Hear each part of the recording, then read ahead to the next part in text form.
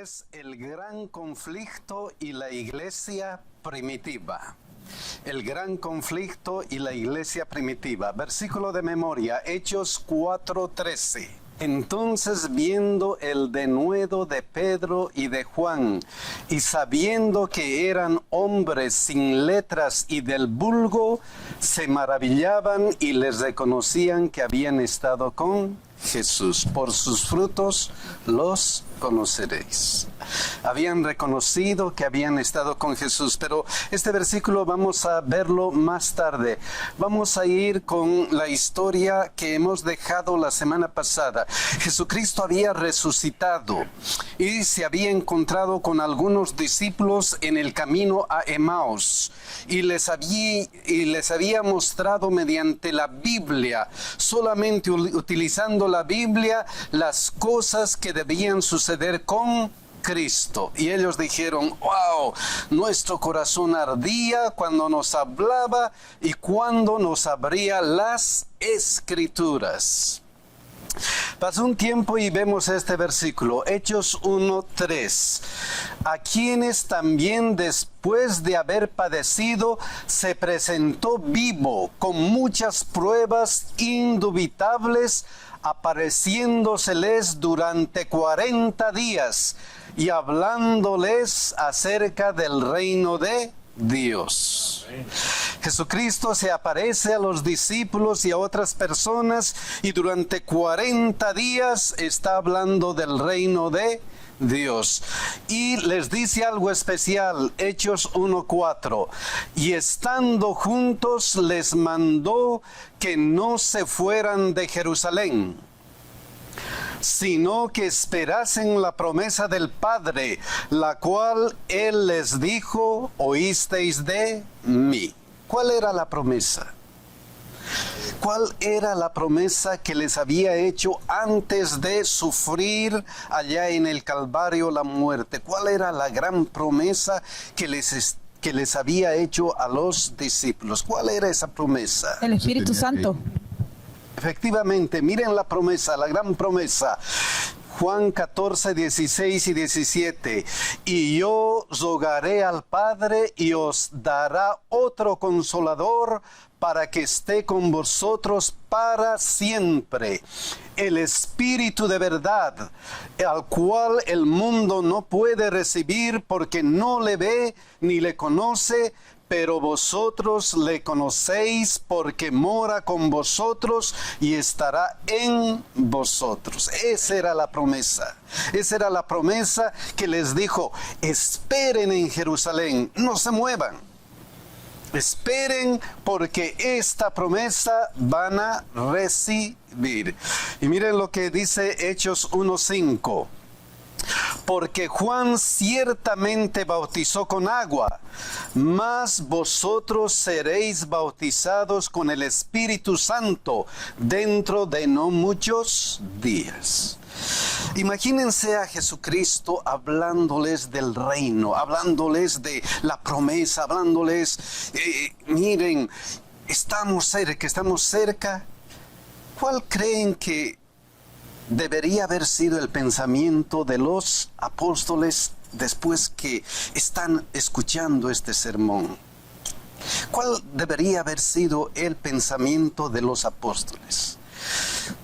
Si nosotros estamos escuchando un sermón de esta calidad, si nos está diciendo Jesucristo: esperen la promesa del Padre, y nos dice: mas vosotros seréis bautizados con el Espíritu Santo, la respuesta natural sería: sí, Señor, dame ese Espíritu Santo, lléname ese Espíritu Santo. Pero miren qué pasó con ellos. Hechos 1:6. Entonces los que se habían reunido le preguntaron diciendo: Señor, ¿restaurarás el reino a Israel en este tiempo? ¿En qué estaban pensando? ¿Estaban escuchando el sermón o estaban pensando: ¿ahora qué? Después que ha resucitado, ¿ahora qué? Wow. Estaban oyendo, pero no realmente estaban escuchando, no estaban comprendiendo lo que estaban escuchando. Su mente estaba en algo temporal que querían recibir. ¿Cuántas veces nosotros hacemos eso? Estamos escuchando la palabra de Dios y de pronto, wow, estoy pensando en otra cosa. Estoy pensando en otra cosa. Qué interesante esta situación. Entonces, la lección dice, a veces tenemos este problema. Tenemos ideas equivocadas. Y esta era una de las ideas equivocadas que tenían los discípulos. Ya en el camino a Emmaus les había dicho, no es esto, no es esta la idea. Ya les había dicho, pero mantuvieron esa idea equivocada. Esa idea equivocada. Y a veces ocurre eso. Pero miren lo que pasó en Hechos 1:7. Y les dijo, no os toca a vosotros saber los tiempos o las sazones que el Padre puso en su sola potestad. No arguyó nada. Solamente le dijo qué cosa. Esto es lo que dice la Biblia. A ustedes no les toca saber. Pero Hechos 1:8. Pero recibiréis poder cuando haya venido sobre vosotros el Espíritu Santo, y me seréis testigos en Jerusalén, en toda Judea, en Samaria y hasta lo último de la tierra. Pero a pesar de esto, a pesar que están con sus ideas todavía un poco más malas, van a recibir el Espíritu Santo. Van a recibir el Espíritu Santo. Y Hechos 1:14 dice, todos estos perseveraban unánimes en oración y ruego con las mujeres y con María, la madre de Jesús, y con sus hermanos. Marcos 9:33 y 34 dice, y llegó a Capernaum, y cuando estuvo en casa les preguntó, ¿qué disputabais entre vosotros en el camino? Mas ellos callaron porque en el camino habían disputado entre sí quién había de ser el mayor. Dos acontecimientos diferentes. ¿Y cuál es la mayor diferencia de estos dos acontecimientos? ¿Qué pasó aquí en Jerusalén? ¿Qué pasó? ¿Y qué pasó antes con los discípulos? Estaban unánimes. Ajá. Aquí estaban unánimes. ¿Y antes cómo era el espíritu? Estaban jalando De cada quien disputa. por su lado. Ya, miren cómo ¿Quién era fue el eso. mayor? ¿Qué disputabais entre vosotros en el camino? Todos estos perseveraban unánimes. ¿Qué diferencia? Disputando unánimes. Y todavía dice, mas ellos callaron porque en el camino habían disputado entre sí quién había de ser el mayor, en oración y ruego con las mujeres y con María, la madre de Jesús, y con sus hermanos. ¿Qué diferencia?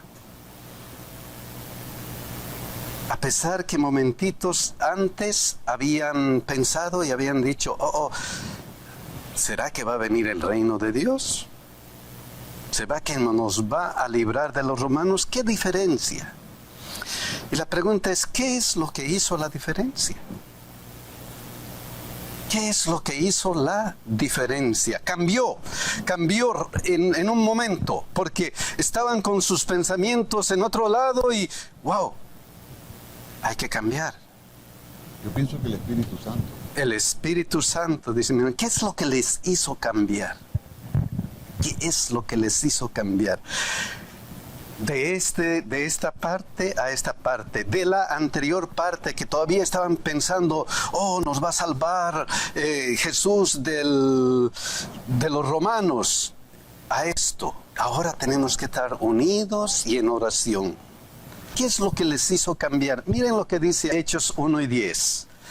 Y estando ellos con los con los ojos puestos en el cielo, entre tanto que él se iba, he aquí se pusieron junto a ellos dos varones con vestiduras blancas. El versículo 11, los cuales también les dijeron: varones galileos, ¿por qué estáis mirando al cielo? Este mismo Jesús que ha sido tomado de vosotros al cielo, así vendrá como le habéis visto ir al cielo. Antes de esto, miren qué ocurrió. ¿Qué es lo que les hizo cambiar? La esperanza de que ese Jesús que se fue vendría otra vez. Wow, la esperanza. Miraron al cielo, dice, y estando ellos con los ojos puestos, ¿dónde? En el cielo. Debían cambiar. Antes hemos visto el versículo que sus ojos estaban puestos ¿en qué? En la tierra. Me va a salvar del yugo romano. Este es el libertador. Aquí está. Pero ahora que mirando los ojos puestos en el cielo. ¿Qué cambio? ¿Qué cambio? Entre tanto que él se iba, he aquí se pusieron junto a ellos dos varones con vestiduras blancas, los cuales también le dijeron: varones galileos, ¿por qué estáis mirando al cielo? Este mismo Jesús que ha sido tomado de vosotros al cielo, así vendrá como le habéis visto ir al cielo. La esperanza es grande. El mismo Jesús va a venir a librarles. ¡Qué cambio! Y gracias a este cambio de mente, ya no de esta tierra, sino del cielo. Gracias a este cambio, miren cómo estaban. Unánimes en oración y ruego con las mujeres y con María. Tiene que haber un cambio. ¿Dónde está nuestra esperanza? ¿Dónde está nuestra esperanza? ¿Está aquí en la tierra o va a venir de los cielos? ¿O va a venir de nuestro Señor Jesucristo? Esta es la pregunta. Hechos 2, 1 y 2, miren lo que dice. Cuando llegó el día de Pentecostés, estaban todos unánimes y juntos, y de repente vino del cielo un estruendo como de un viento recio que soplaba, el cual llenó toda la casa donde estaban sentados. Una vez que estaban así, vino el Espíritu Santo, y Hechos 2:4, miren qué le dice, qué pasó. Y fueron todos llenos del Espíritu Santo y comenzaron a hablar en otras lenguas según el Espíritu les daba que hablasen. Llenos del Espíritu Santo. Y miren lo que dice Hechos 2:6. Y hecho este estruendo, se juntó la multitud y estaban confusos, porque cada uno les oía hablar en su propia lengua. Cada uno les oía hablar en su propia lengua. ¡Qué milagro que hizo Dios! Pero esto de la lengua, miren, si comparamos con Génesis 11:7, miren qué pasó ahí. Ahora pues descendamos y confundamos allí su lengua, para que ninguno entienda el habla de su compañero. Otro milagro de Dios. Dos milagros completamente diferentes. ¿Cuál era la diferencia? ¿Cuál era la diferencia? En uno confundió las lenguas y nadie se entendía. Y en el otro, todos escuchaban en su propia lengua y entendían el mensaje que estaba siendo predicado. El uno fue para separar, el otro fue para unir. ¿Por qué? ¿Por qué? ¿Cuál era el detalle? ¿Cuál era el detalle? Evidentemente, miren, ninguno entiende el habla de sus compañeros, confundió el habla. Aquí cada uno les oía hablar en su propia lengua. ¿Por qué? ¿Cuál era el propósito? Miren cómo continúa todavía. Confundamos allí su lengua. Y aquí, se juntó la multitud y estaban confusos. O sea que un milagro especial. El problema aquí en Génesis 11:4, ¿qué era? Y dijeron, vamos, edifiquemos una ciudad y una torre cuya cúspide llegue al cielo y hagámonos un nombre, por si fuéramos esparcidos sobre la faz de toda la tierra. Salvémonos. Podemos hacerlo. No necesitamos de quién, de Dios, no necesitamos de nada. Solamente nosotros podemos hacerlo. Hagámonos un nombre. Edifiquemos lo que podamos. Esta torre va a ser nuestra fuente de salvación. ¡Qué pena! ¡Qué pensamiento! Yo puedo. Podemos hacer muchas cosas. Dios nos ha dado la capacidad de poder hacer grandes cosas. Pero si nuestra mente está unida a la mente de Dios, eso es omnipotente. En cambio aquí, yo puedo, por mí mismo. Vamos a ver Hechos 2:12. En el otro caso, y estaban todos atónitos y perplejos, diciendo unos a otros, ¿qué quiere decir esto? ¿Qué quiere decir esto? Es que el encuentro con Jesús siempre nos hace hacer preguntas. ¿Qué pasa? ¿Qué quiere decir esto? ¿Qué quiere Dios de mí? En otras palabras, ¿qué quiere Dios de nosotros? Al hacer esto, al escuchar en mi idioma, Propia lengua. en mi propia lengua, hay algo está ocurriendo. Entonces, ese era el propósito. Imagínense este propósito. El primero, yo puedo salvarme. El segundo, ¿qué cosa? Dios quiere algo para ti. Dios quiere algo para ti. Vamos a continuar con Hechos 2:37. Al oír esto, ¿qué cosa? Se compungieron de corazón y dijeron a Pedro y a los otros apóstoles, varones hermanos, ¿qué haremos? Ese era el propósito. ¿Qué quiere decir esto? ¿Qué haremos? ¿Qué voy a hacer ante este milagro de Dios? ¿Qué voy a hacer? Y esa es la pregunta que debemos hacernos continuamente. ¿Qué voy a hacer, Señor? Tanta bendición, tanto amor, tanto cuidado, tanto que haces por mí. ¿Qué voy a hacer, Señor? ¿Qué quieres que haga? ¿Qué haremos? Hechos 2:38 y 41. Miren lo que dice. Pedro les dijo, arrepentíos y bautícese cada uno de vosotros en el nombre de Jesucristo para perdón de los pecados, y recibiréis el don del Espíritu Santo. El versículo 41, así que los que recibieron su palabra fueron bautizados y se añadieron aquel día como 3,000 personas. ¡Qué poder! Amén. ¿Qué resultado? Estaban unidos y en oración. Miro aquí era como la cosecha estaba lista. Ya estaba lista para hacer, ya estaba todo listo para recoger la cosecha. Lo único que les faltaba a ellos es lo que recibieron en ese momento, cuando estuvieron unánimes en oración, cuando todo era para uno solo, cuando estaban totalmente humildes y humillados ante el Señor. El Espíritu Santo los capacita y se viene y se da toda la obra, se recoge toda la cosecha. Wow. En un momento les faltaba algo. ¿Qué nos hace falta a nosotros para que pase lo mismo en nuestra iglesia? Para que el Espíritu Santo nos use. ¿Qué pregunta? Entonces tenemos que dejar que el Espíritu Santo actúe en nosotros. ¿Ok? Vamos a ver con Hechos 4, 1 y 2. ¿Qué pasó luego?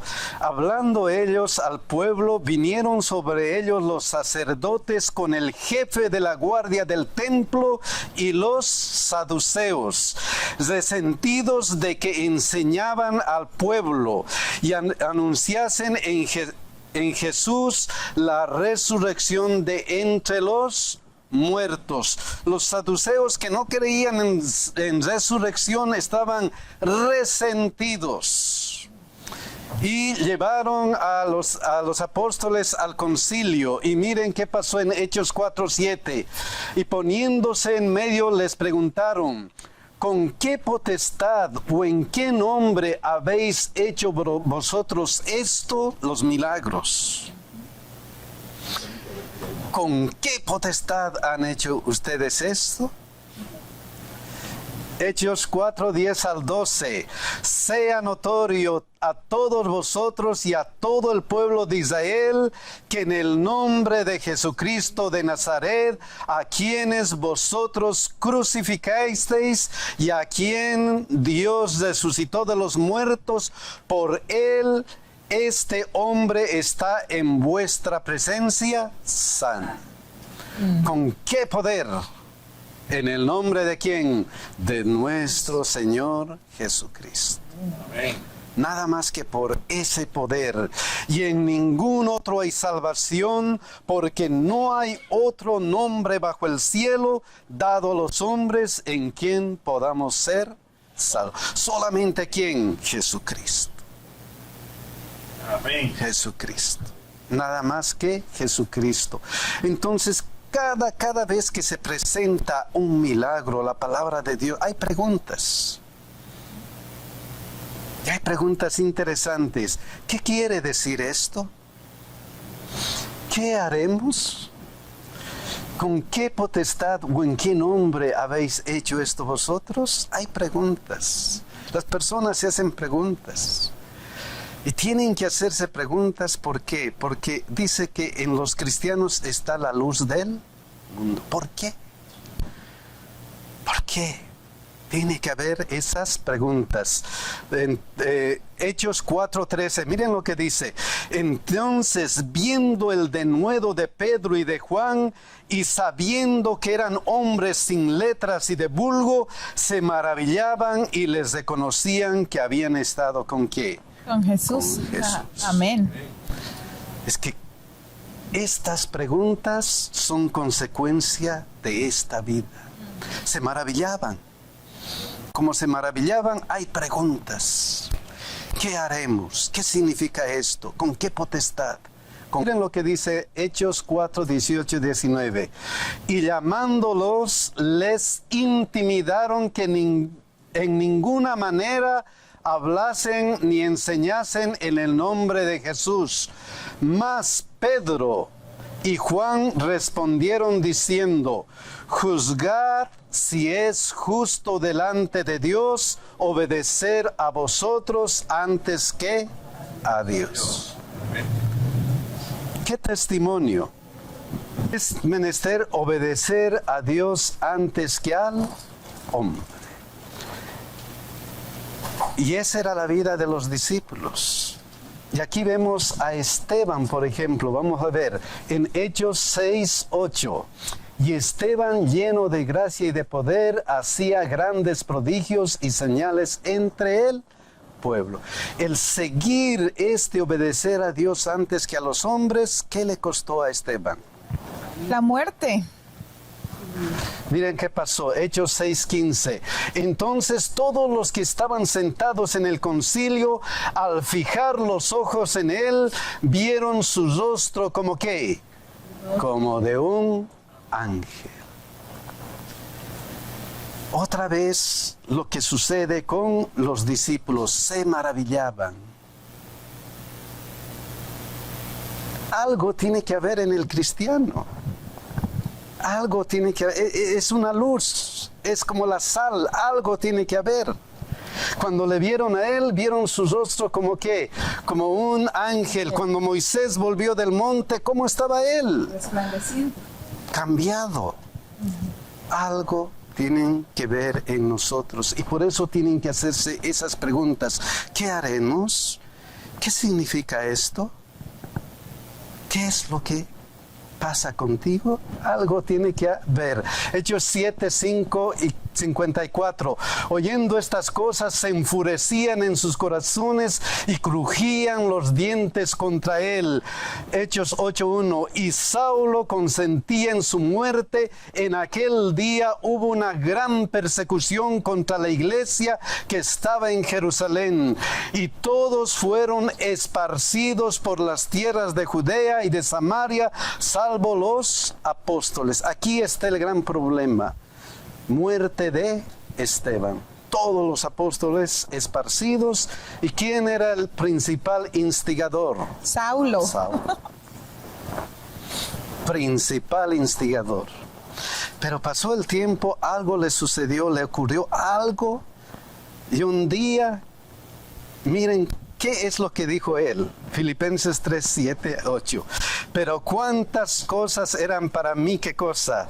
Ganancia las he estimado como pérdida por amor de ¿quién? De Cristo.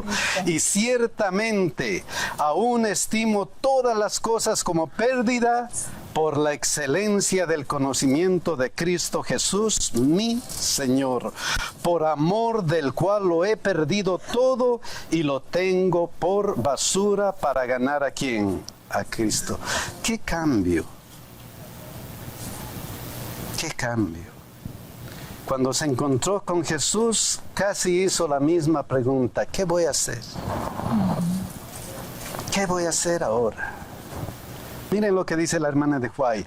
Alguien más poderoso que Satanás había escogido a Saulo para ocupar el sitio del martirizado Esteban, para predicar y sufrir por el nombre y difundir por todas partes las nuevas de la salvación por medio de su sangre. Hay que cambiar prácticas y actitudes. ¿Qué cambio?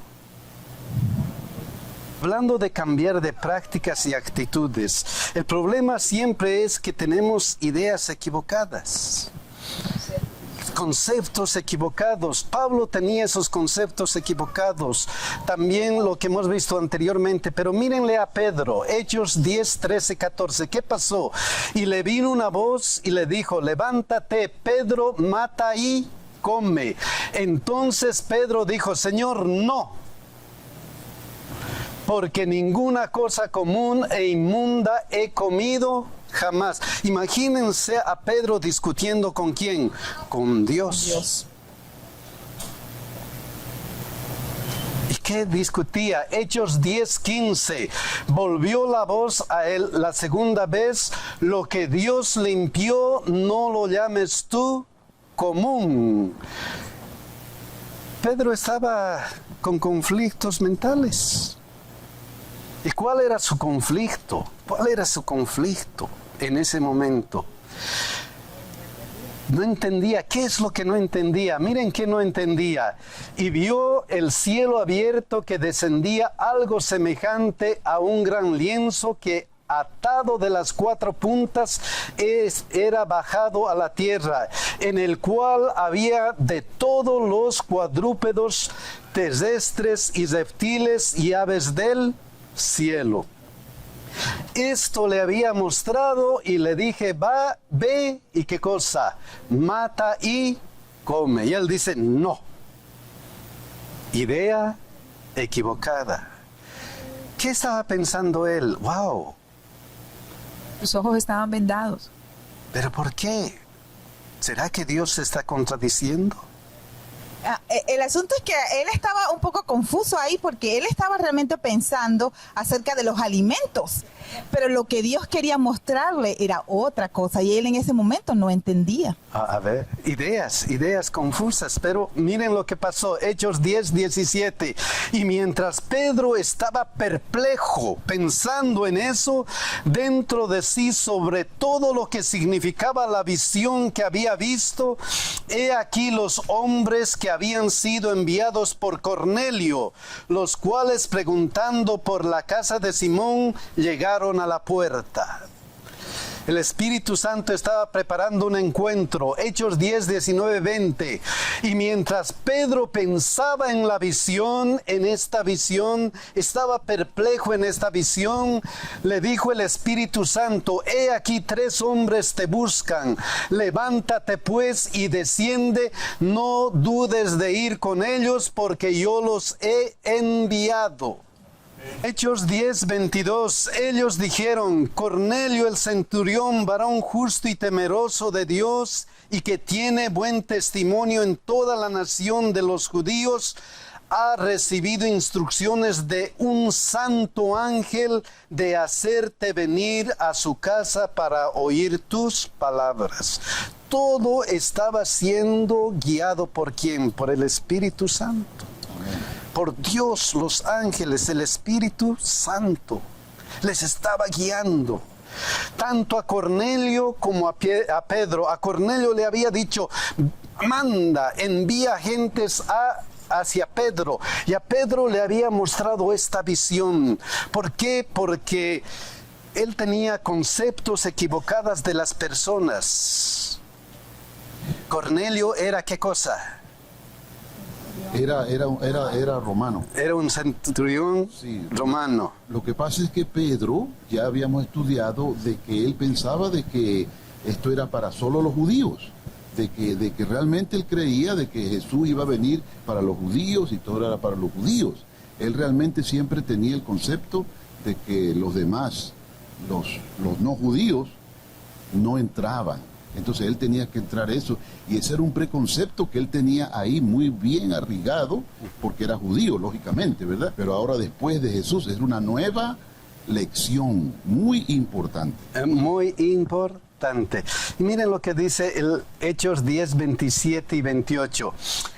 Y hablando con él, entró y halló muchos que se habían reunido y les dijo: vosotros sabéis cuán abominable es para un varón judío juntarse o acercarse ¿a quién? A un extranjero, a Cornelio y su gente.